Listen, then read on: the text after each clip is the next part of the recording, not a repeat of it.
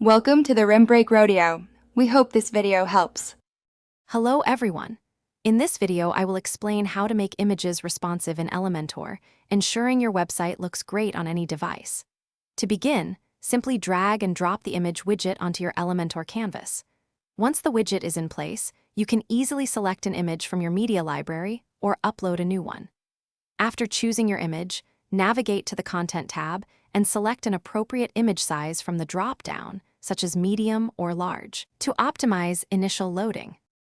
Now, let's dive into controlling image dimensions for true responsiveness.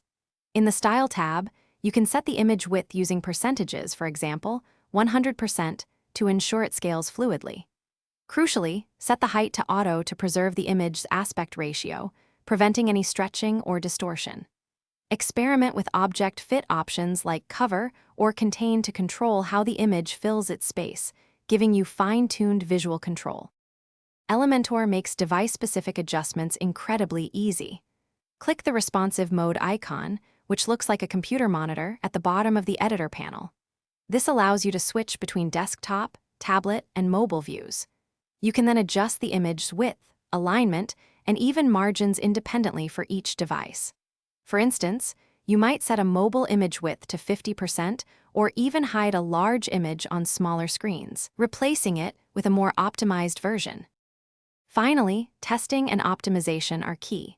Always use Elementor's built-in preview mode to see how your images appear on different devices, from large desktops to small smartphones.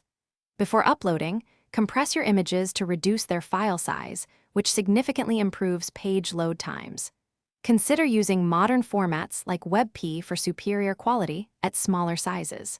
For those seeking even more precise control, Elementor Pro allows you to add custom CSS in the Advanced tab for tailored responsiveness. Thanks for watching. Consider subscribing if we helped you.